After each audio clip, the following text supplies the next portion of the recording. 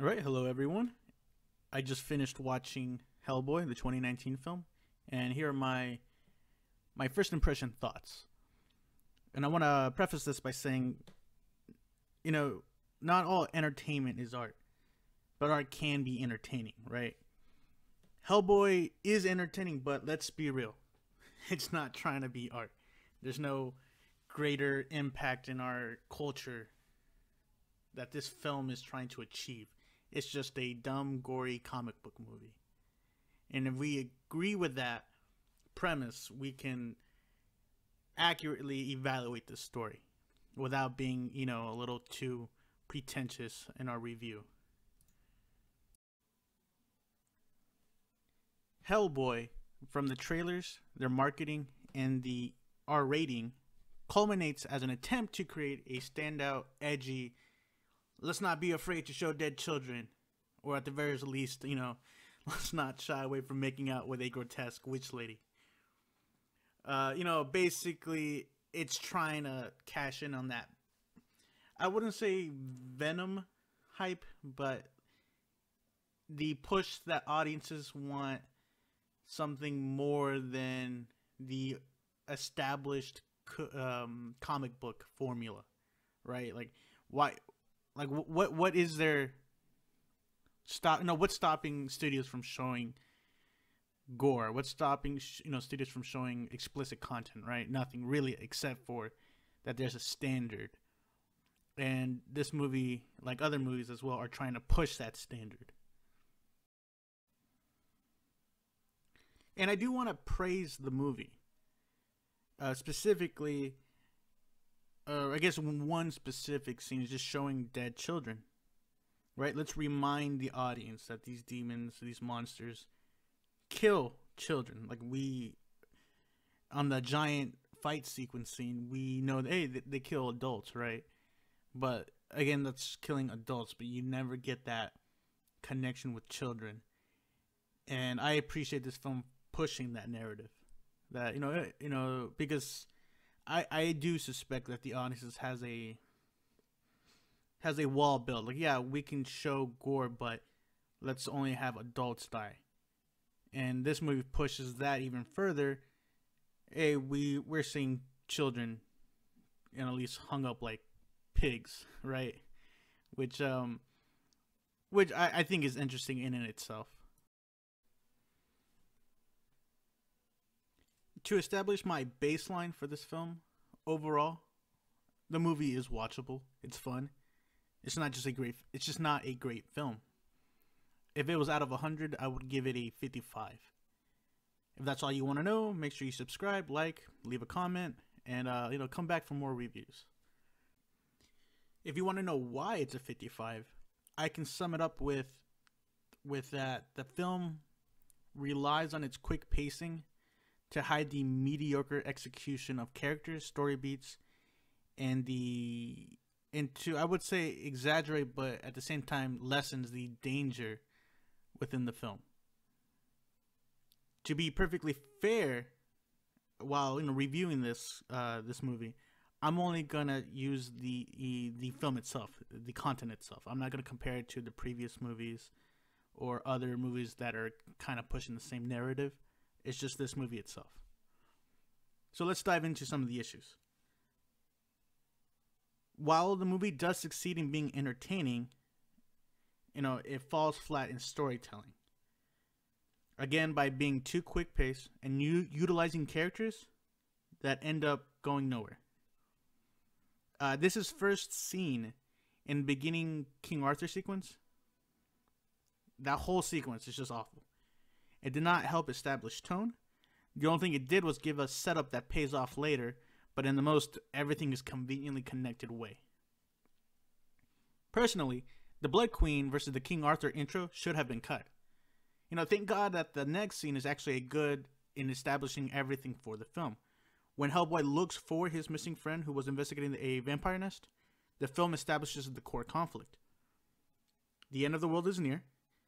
The perception that Hellboy will side with the monsters, and specifically, his existence will be the sole cause of Armageddon, right? And all of this was done in a very entertaining way, like a lucha libre battle scene, which was kind of funny. That got way out of hand, right? We even get to see great characterization from Hellboy through this conflict, which is how it's supposed to be done, right? Hellboy is nice, caring, loyal, and playful. All the characteristics of a good hero.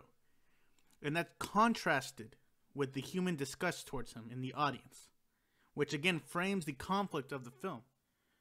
Which is why, I guess you can sum it down to, why should Hellboy care for people that see him as a monster?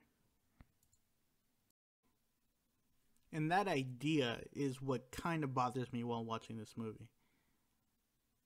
Humans hate him. Monsters hate him as well, I guess some of them. But of course, he's the savior for the monsters. But we're not... That story, again, is... I would say basic, right? This film isn't adding anything to persuade us into accepting Hellboy outside of the fact that, oh, he's one of us, right? And that's why I criticize this movie narratively, in that it's not challenging our perceptions. We know Hellboy is good. The movie's going to end with Hellboy being good. So why, how is this conflicting to our, I guess you could say, our mores, right? And again, I don't want to be pretentious about this, so it's just, so the movie itself isn't taking this material seriously in regards to our expectations, right? So, we can move on from that. To highlight how pacing distracts the audience, try to remember these characters, because they were introduced in the beginning of the King Arthur sequence. These two characters are Merlin and those, I guess, that blonde witch who apparently had sisters. Specifically the blonde one as well, right? They were introduced in the beginning, forgotten, and then brought up again for, I would say, for a total of 2 minutes screen time, right? And that, again, that's the problem. These characters, these secondary, tertiary characters, they're just used and thrown away. And what's funny is that with Merlin, again, that I don't know if this was intentional or not, but Merlin, still alive, cursed with immortality until he fulfills his duty, stays underground until he's brought back up. And then his purpose is to give Hellboy the Excalibur, but he rejects the sword. So then, and then Merlin just gets pissed off and dies. And that is how every other character serves the story. They're only once they're used, they're thrown out. And you can say hey, that's fine. No, characters only serve a purpose, and once their purpose is served, they can be thrown out. But what's crazy about this movie is that it's hiding how it's doing it. This is through bad editing, quick pacing, or just story beats that go nowhere. And I think we can fault this movie on that, because since it's distracting us with how fast paced this movie is, we don't even know necessarily if the blonde witch betrayed the Blood Queen again, right?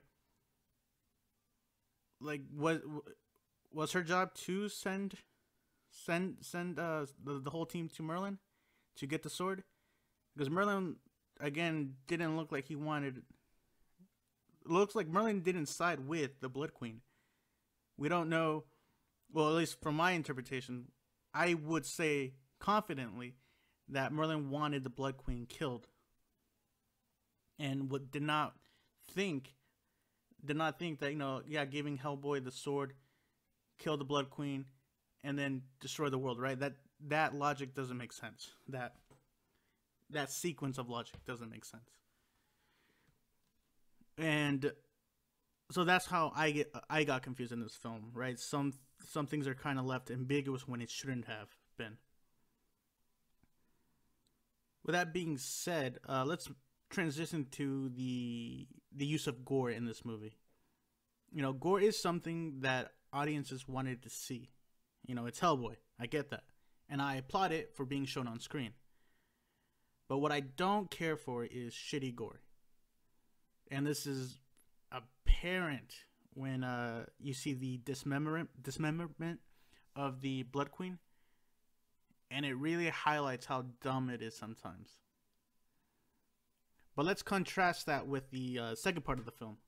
When the demons rise up and start to, you know, kill the humans, we get a shish kebab scene.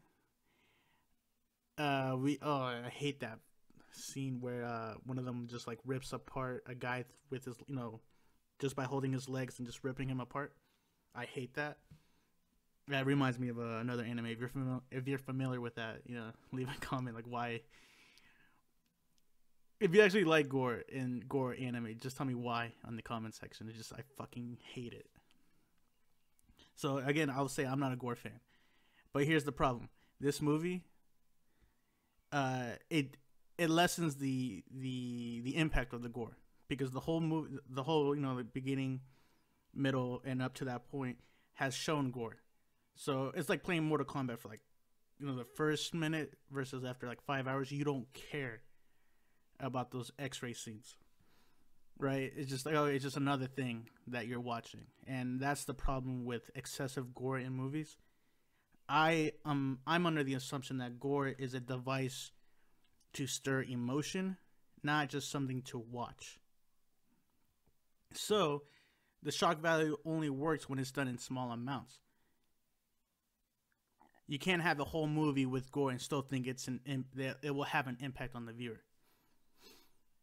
You know, maybe if the movie took a moment to breathe, the audience wouldn't get so inoculated on the gore aspect and would feel a certain way when a scene that shows consequences is presented. You know, the audience would get an emotional response with it.